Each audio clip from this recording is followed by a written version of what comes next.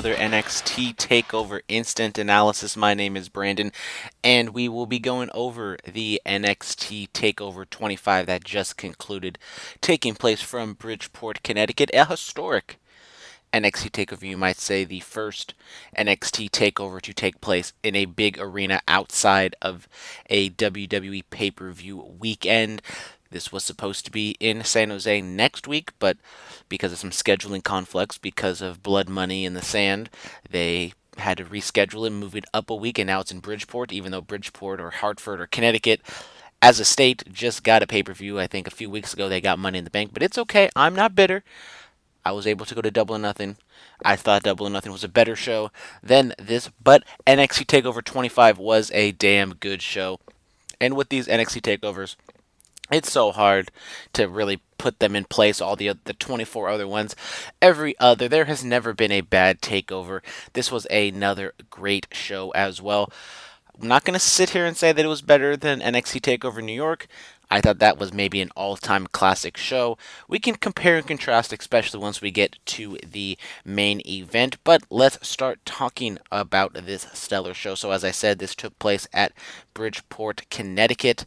And we had Beth Phoenix, Nigel McGuinness, and Mauro Ranallo on commentary. I thought Beth Phoenix did a pretty good job. She kind of stayed out of the way for the most part. She didn't really assert herself. She didn't kind of say anything dumb.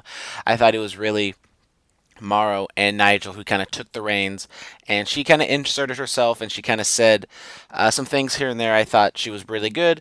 I think she is steadily improving. I did think she was good in the Mae Young Classic, and I think it's just, repetition. By the time we get to the next takeover in August at whatever it is, Toronto, I think, but the SummerSlam takeover, I think by that time she's going to be seasoned. She's going to be a hell of a lot better, and that's just kind of how it works. Sometimes you just got to get more reps in.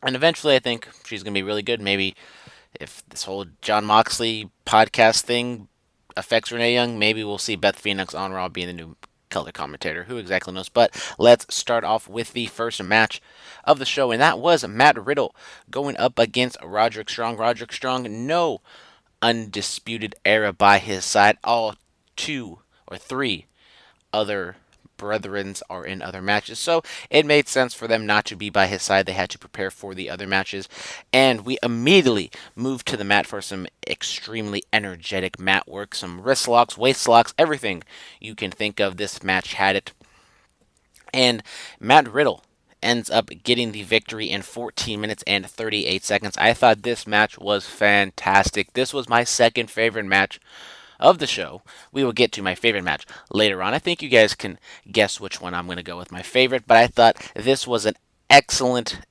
start to the pay-per-view. Fast-paced, frenetic pace, and the story of the match was Roderick Strong being the messiah of the backbreaker definitely went over strong, no pun intended, on Matt Riddle's back.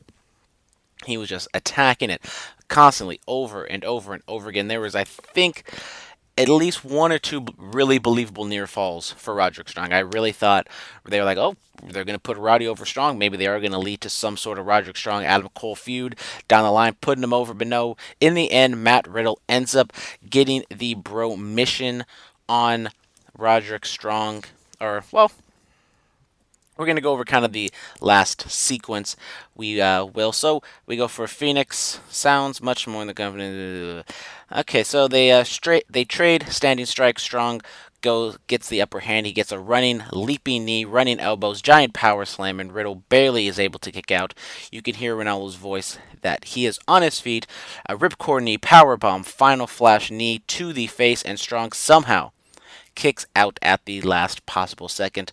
A top rope moonsault from the bro, but Strong gets his knees up, running knee to the face, gutbuster powerbomb cover, and Riddle kicks out. So I think these are the two kickouts I was really talking about at the end, where I had a feeling that maybe they were going to put Roderick over, but they didn't. So we go strong transitions, and he goes to the stronghold. Riddle rolls from underneath, and he gets the stronghold reapplied. Riddle rolls under, kicks him in the face. Strong drops down. Riddle transitions to a bro mission. Strong teases the tap. He teases the tap continuously, and then Strong muscles out. Riddle hits some more elbow. Strong gets to his feet. Riddle with a reverse Styles Clash type maneuver for the victory. So yes, Matt Riddle busting out some sort of reverse Styles Clash, maybe a way for him to get pinfall victories without having, obviously you can't do the bro mission, you can't do the TKO finish every single time. So this kind of opens up his arsenal to get pinfalls. And I thought this was a fantastic match. I give it, if we're going to go star ratings, I think I'll give it 4.5 stars. I really, really enjoyed this match. I thought this was a fantastic opener, and it was just a great way to open up the show. Crowd was hot. Crowd itself the entire night, it was great. It is kind of a weird, maybe not, I wouldn't say weird, but it was kind of a nice little experiment to see how the NXT crowd would do. It is an East Coast crowd, so you probably are going to get a lot of hardcore fans from all over the East Coast in that upper Northeast region. So maybe not not planting them down in the middle of Texas or some kind of isolated area where there's not going to be too many big cities around them. And it would have been nice to see what kind of house they would drew in San Jose, but we're just gonna walk away from that. Next up, we get the tag team fatal four-way ladder match.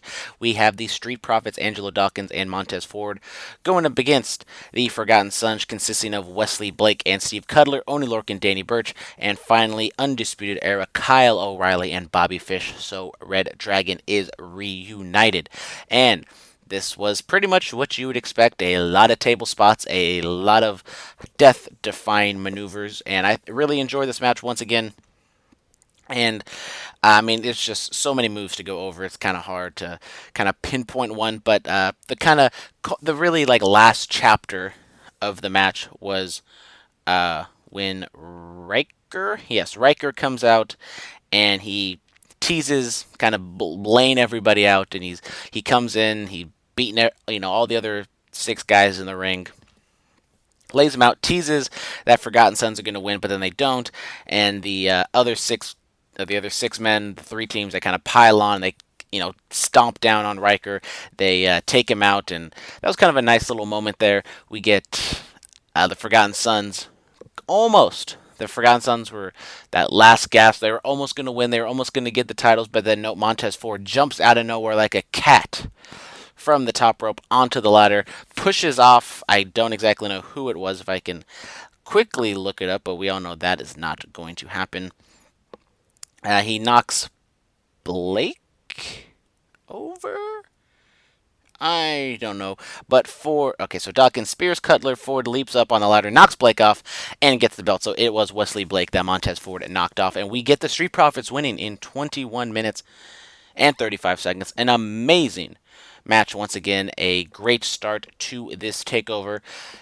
Comparing ladder matches between this one and the North American title match last year, I would say that North American title match was better. I mean, it's all subjective. I know maybe some people might like this match better, maybe they'll like the other match better. I don't really know how you weigh ladder matches, because they're just, at this point, ladder matches are just so crazy, and it's all about the spots. And Kyle O'Reilly, shout out to him, he was the MVP of this match. He just took crazy bumps. He was just phenomenal, and I mean, I'm glad. It looked like he was trying to kill himself, but luckily he didn't, because he was just all over the place taking nasty bumps. There was one point where the Forgotten Sons both had a ladder on top of their heads, and someone suplexed them, and the Forgotten Sons tossed the ladder back when they were taking their suplex bump, and they tossed the ladder and it barely grazed Kyle O'Reilly. But a barely grazing ladder on the bare back is not a good feeling. And he took some other crazy bumps, flopping all the way to the outside of the ring and just doing everything. Kyle O'Reilly, I mean, I love him. If it goes the pecking order, it goes Adam Cole, and then Kyle O'Reilly, and then Bobby Fish and Roderick, however you want to fit those last two people. But Kyle O'Reilly, amazing. I don't think he gets his just due. Very underrated. But going back, Street Profits, I was debating between Street Profits and Forgotten Sons. They were the two teams that were getting the most push into this match. And, shout out to the Street Profits. They come out, they were the first team to get an entrance. They got not really a special entrance. They kind of walk through the crowd, and they kind of jump the barricade, and they had like a nice little fun time with the crowd. Going forward, I mean, this is pretty much the tag team division. I think Street Profits Forgotten Sons feud is likely. I think that's kind of the logical way to go, just because you have the Street Profits and you have Forgotten Sons, as I said, the two push teams.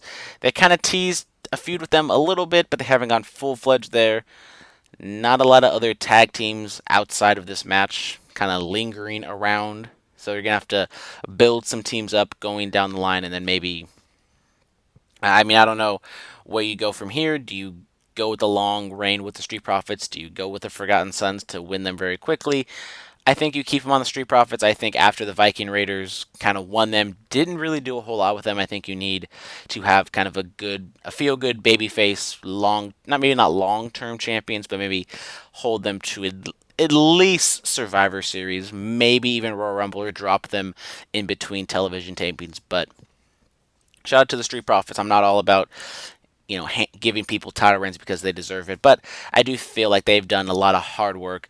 I've still jury's out on them in ring wise, but the character work, especially Montez Ford, he's so charismatic. I'm not going to sit here and say he's a star, but he has some definite upside, and his charisma can take him places. Moving forward, we get Io Shirai shown warming up. Candice LeRae comes to help her out, or come to give her a nice pep talk. We get a video package of the North American Championship match with a little bit, only 2 weeks of build here, so it was interesting to see how hot the crowd was into this match, and they were pretty hot. I thought it was, they came across very well. I mean, Velveteen Dream, super over. Tyler Breeze coming back home, he's going to be super over as well. Tyler Breeze comes out first. He has some sort of, or he was just kind of standard Tyler Breeze. He had his hair, he had kind of black trunks, and he upgraded his phone. He doesn't have like an iPhone 4S anymore. He has like an iPhone, maybe he has like an iPhone 8 now, but shout out to Tyler Breeze, moving up in the world. And the match I thought it was good. Reading my report here on PW Torch, the guy who wrote it, he was like in love with this match. I think he might have said that this was the best match of the show. I did not think it was that good. I haven't really been online because, full disclosure, I didn't watch this show in one full swoop. I watched this was the last match I saw live. I had to leave. I had to do some prior commitments I had to attend to, and then I came back, stayed up all social media, didn't get any spoilers, so I was able to kind of enjoy the matches as a whole, and kind of be in the moment. So that doesn't affect my viewing, but just full disclosure, I didn't watch everything live, and being on my phone and seeing what everyone's saying. I haven't really looked as of this moment how whatever people are saying. So this is my raw, unedited, unfiltered opinion with these matches. And Velveteen Dream ends up getting the victory in 16 minutes and 53 seconds. Really good match. I thought I don't want to say it's the weakest match of the show in my opinion. I just didn't really feel like it hit that like next level, that crescendo that I really was waiting for with this match.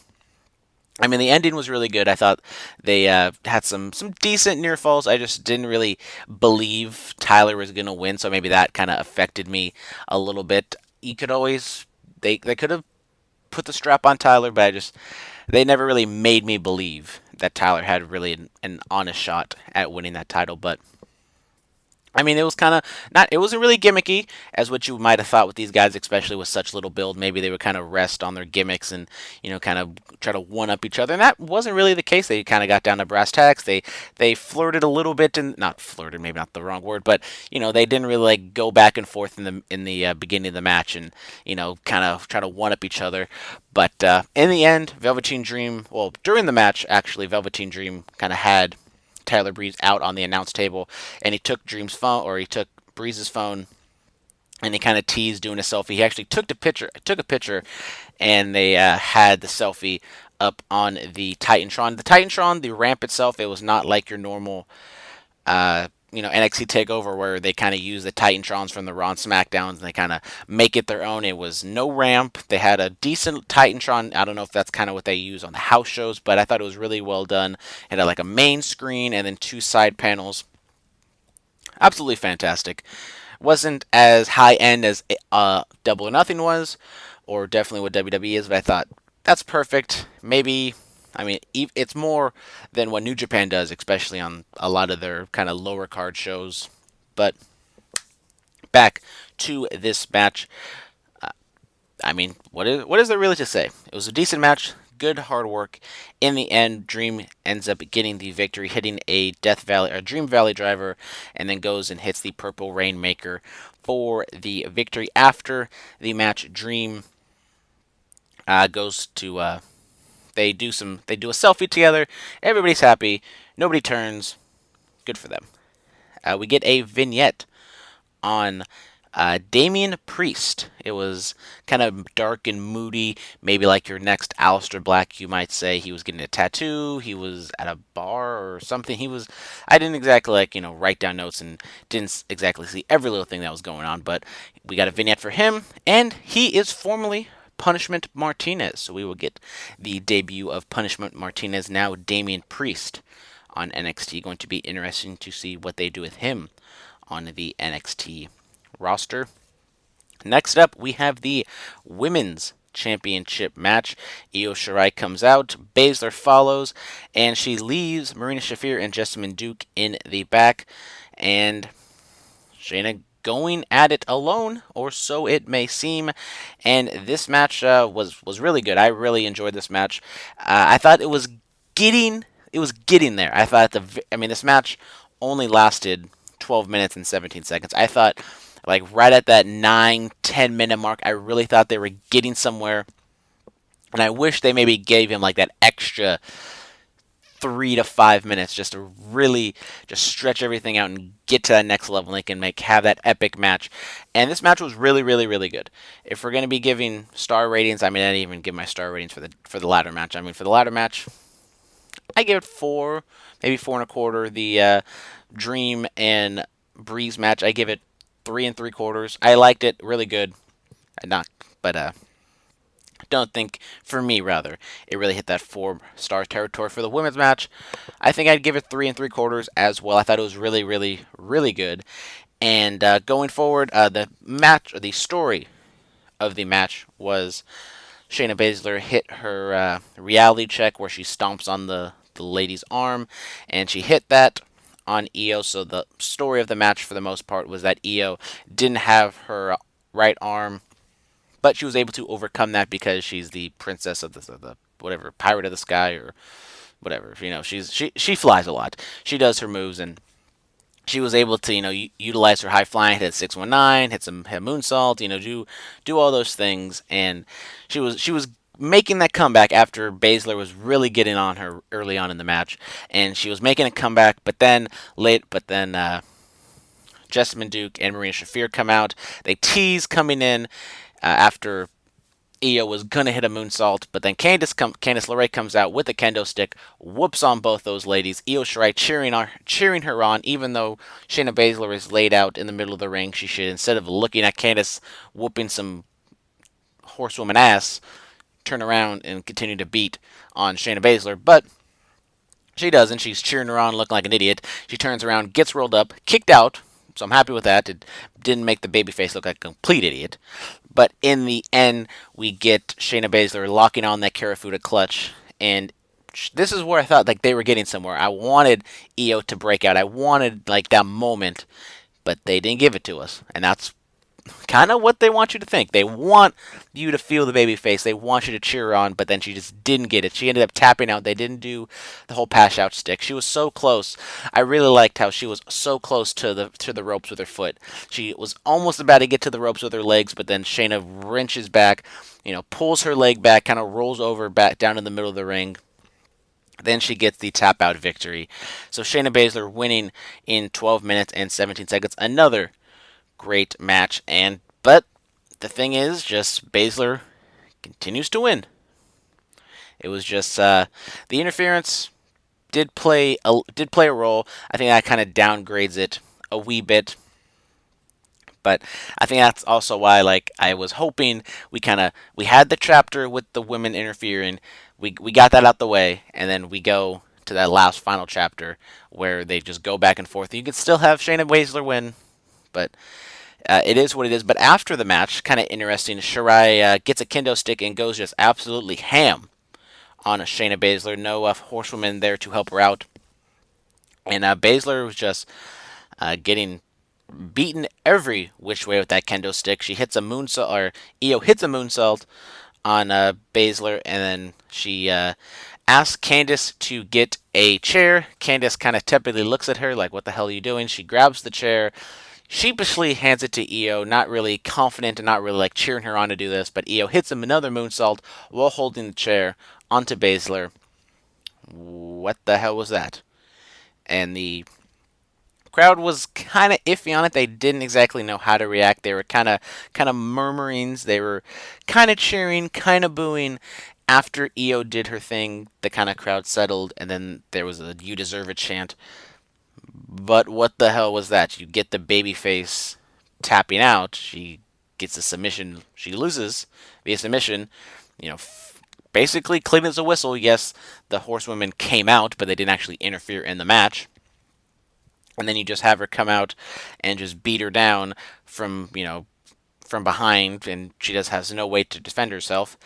And I don't know where you go from here. I mean, do you have Io with do a heel turn?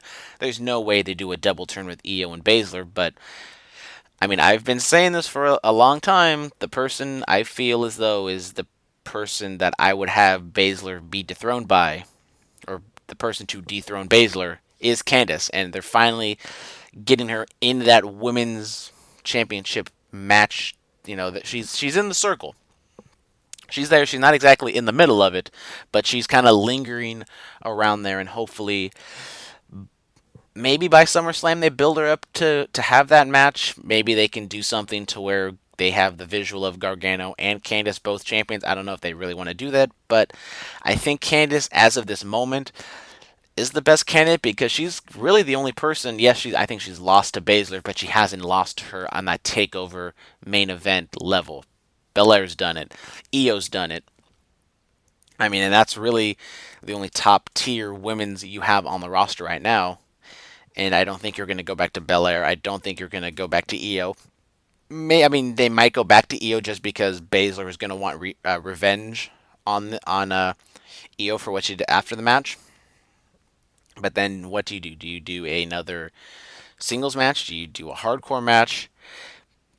Who exactly knows? This was kind of the one kind of head scratching moment at the end. I don't know why you have the babyface do this. And I mean, even Nigel. I think it put Morrow and Beth kind of in an awkward position because it's the babyface, but yet what she was doing was not very babyface-ish. Who knows? I mean, Baszler gets tremendous heat. She's like one of the most over heels, not only in NXT but maybe in the company. And we'll have to wait and see. I mean, I have faith in NXT that they'll figure this out, but maybe a not the step I would take after this match. I would have just had Baszler stand tall, and maybe you can have Io go crazy on her later. But we shall see.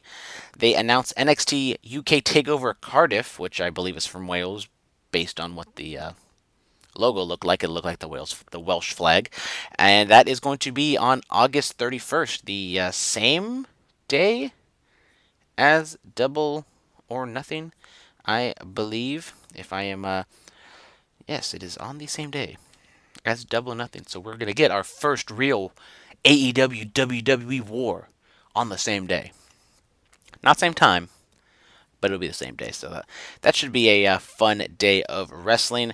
Stephanie McMahon is shown ringside, and she gets a smattering of boos and applauses. She was basically a babyface, or her demeanor was a babyface. They plugged that she's going to be on Raw, and she's gonna give Brock Lesnar what's coming to him, because if one person that's gonna scare Brock Lesnar and tell him what to do, it's Steph McMahon, and damn it. So kind of a weird little cameo from Stephanie. You would just think she'd be in the back with her husband, but it is what it is.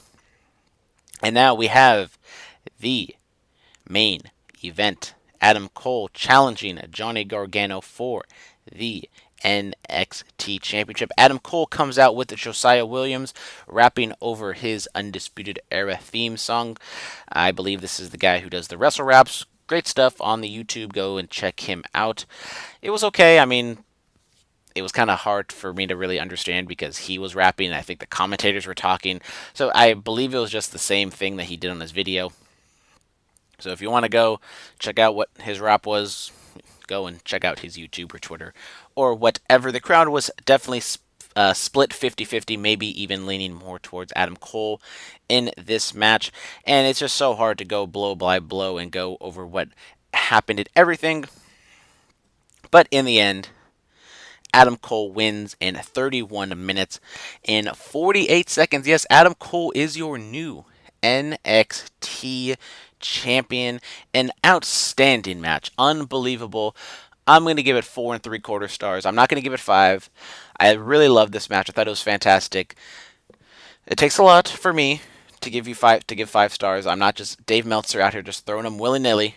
I did think the NXT New York match with these two, the 2 out of 3 falls match, was 5 stars. I don't think it reached that threshold. I didn't think this was as good of a match or better. I thought it was fantastic. No interference from the Undisputed Era, just straight up one-on-one. Adam Cole wins clean. Practically clean as a. I mean, I think clean as a whistle. Yes, there was some shenanigans. The referee takes a bump, but Adam Cole didn't really cheat. The only real, not cheating, but him being conniving was the referee takes a bump. Johnny Gargano was trying to help him up, and Adam Cole is in the ring. He signals for Undisputed Era to come out. They don't. Nothing comes out. Johnny Gargano's waiting. He grabs a chair. He's teasing he's gonna swing on him, but nobody comes out. He goes back into the ring. Adam Cole hits some sort of like pile driver thingy where Gargano is leaning in between the 2 ropes and he hits a pile driver. Near fall. Fantastic. There was I really enjoyed, and it was a little bit forced. I would say it did seem kind of fake, where there was a good little sequence in the kind of later middle of the match where both of the guys were kind of trading identical moves back and forth, both going for super kicks, going for clotheslines, and it kind of crescendoed at the end. They both roll to the outside, and they both like kind of leap at each other, hit double super kicks. They knock down, crowd goes crazy. They stand up, give them a standing ovation. But in the end, we're gonna kind of walk through the ending sequence here. So Cole starts waving to the back, teasing for Undisputed Era comes out. Gargano grabs a chair, but nobody comes out. Gargano tries to return to the ring, but Cole hits him with a DDT through the ropes. It wasn't really a DDT. It looked more like a pile driver to me. Wirtz recovers enough to count, but not quite a 3 count. Cole thinks about hitting the last shot bar. Gargano just collapses, very reminiscent of the Kenny Omega and Kazuchika Okada feud, where once I believe Kenny was the first one. Okada goes for the Rainmaker, but Kenny ducks. Not ducking, but he just passes out because of the pain. And then later on in the third match, in the 2 out of 3 fall, or the 2 out of 3 falls match, Okada goes to do the Rainmaker, but then he just passes out. And I thought that was fantastic. A nice little callback, or a nice little, homage to a great feud that happened a few years ago. So Cole goes for the last shot, but Gargano just collapses in the ring. Gargano surprises Cole with the Gargano escape mid-ring. Cole wiggles out through the ropes. Gargano rolls him back mid-ring. Cole elbows his knee. That was pretty much the story throughout the entire match, is that Cole was definitely working over Gargano's knee throughout the match. And it was great, put great sympathy on Gargano. That's definitely one of his strengths as a babyface, is his selling, his facials. He's so sympathetic. And even with Cole, who's similar size, maybe a little bit bigger than Gargano, Gargano is great at the selling. The Cole was kind of selling his arm. They did a spot early on in the ring early on in the match, where Cole kind of had his arm kind of laid out on the outside of the ring, and Gargano goes and hits a jumping, stomp on Cole's elbow and kind of hyperextended it. And that was kind of the story. Gargano was targeting the arm for Cole. Cole was targeting the knee for Gargano. So we go. Cole elbows the knee to get out of the Gargano escape. He kicks the knees. Gargano reverses, and Cole hits a Panama Sunrise. He goes for the cover attempt. Blah, blah, blah, blah, blah. Panama Sunrise. Last shot. Boom. Gargano does not kick out. Adam Cole wins in 31-48. Shout out to Johnny Gargano with the Captain America garb. I believe he wore Iron Man in New York. He's won Captain America before, I think maybe even in Phoenix. And so he's kind of continuing on with his Marvel shtick. But great match, no interference, definitely delivered. And after the match, the Undisputed Era comes out, no sign of dissension. But one note to talk about is Bobby Fish came out. He had his arm in a sling. I heard separated shoulder. Haven't exactly confirmed that. Don't really know if that is truly the injury. Hopefully not. I mean, he just got back from his knee injury, and now if it is a separated shoulder, that's terrible. Or some sort of arm injury, shoulder, upper body. So speedy recovery. Thoughts and prayers go out to Bobby Fish. And that is how the show closed, with Adam Cole just on Strong and O'Reilly's shoulders with the title. Undisputed Era, everything is happy and peachy in the Undisputed Era, despite the other three guys not winning their matches. The big one, Adam Cole, ends up getting the victory. And I always think that Adam Cole can be perfect as a heel or babyface, very similar to Kevin Owens. And if we are going to see an Undisputed Era breakup, I think Adam Cole definitely has to be on the babyface side of that breakup. I mean, even as a heel, he's getting such a good reaction from the crowd. And his facials, I mean, he's such a cocky heel, but he's not really like a smarmy heel. Especially like in this match where it was just, he wasn't cheating, he was just kind of exploiting the rules, you would say. He was doing everything he could, but he wasn't doing anything like super dirty to get the crowd to hate him. He was being Adam Cole, baby. And going forward, I think you continue with the Gargano feud.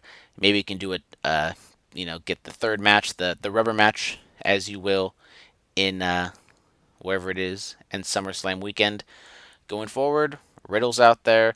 I mean, Riddle can say that he beat Adam Cole's bro, which would lead him to be a top contender. I mean, you don't have to go straight away to Johnny Gargano. I think Adam Cole versus Matt Riddle would be a fantastic feud. But who exactly knows? NXT Takeover 25 from Connecticut was fantastic. This was a perfect answer from NXT to AEW in terms of in-ring. Was it a better show than Double or Nothing? I don't think it was. I think the matches overall, top to bottom, I think if you put these five matches against the top five matches for Double or Nothing, honestly, I think this NXT Takeover match, this Takeover show would win. I think all five of these matches were great in their own right, and it wasn't really like Double or Nothing, where I thought Double or Nothing built very very well, where they kind of built on top of each other and kind of crescendoed at the very end. I thought this wasn't really that well built of a show, where they kind of built on top of each other and they did all the, and it wasn't like very, it was, I don't even know what the hell I'm trying to say, but great show. Takeover 25, highly recommend you guys to seek that out. Make sure to listen to the latest episode of the Bulletcast. Check out my other podcast that I do, not under the Bulletcast umbrella, but Curveballs and Chair Shots. I just recorded it on us earlier in the day. Well, I guess yesterday now, since I'm doing this in about 1 o'clock in the morning. But I did a podcast with my boy Dominic. We really went over in depth the Jon Moxley interviews that he did with Chris Jericho, and we talk about the interviews that he did with my boy Wade Keller. Those dropped over the weekend. I'm sure Philip and I are going to talk about those on the Bulletcast this week. Make sure to tune in Tuesday, probably, for my next Under the Radar episode. Don't exactly know what I'm going to talk about, since it's kind of moot to talk about the go-home show for NXT, since we saw the NXT TakeOver show. But maybe I'll move it up to Wednesday, or maybe sometime after the Jon Moxley, or the Best of the Super Juniors finals that has the Jon Moxley versus Juice Robinson match. So stay tuned for all those audio files to listen to. So thank you all very much for tuning in. This has been another NXT Instant Analysis. My name is Brandon Tanguma. Make sure to follow me on Instagram and Twitter. It's Brandon Tanguma _. I don't really post anything, so I don't really know why you'd follow me, but I'm just gonna throw it out there. Shoot or shoot. If you want to follow me, go for it. Make sure to email UTRmailbag. That is UTRmailbag. If you have NXT questions, definitely feel free to send them in. I'm open to many questions. I know I finally got a question 2 weeks ago. I didn't answer it, but I promise I'm going to be a better person. If you got NXT questions, send them in. Give me your ideas, what you thought about NXT TakeOver 25. Do you think it was a good show? What do you think was the best match on the show? And everything in between. It doesn't have to be NXT. It can be New Japan. It doesn't even have to be wrestling related. Who cares? I know I'm opening up Pandora's box telling you to do that, but who really gives a damn? It's my show. It's my mailbag. Throw it in there. And if it's too risque, it's uncensored. If it's really risque, I probably will read it, so who cares? Thank y'all very much for tuning in, and until next time, goodbye and good night. Bang.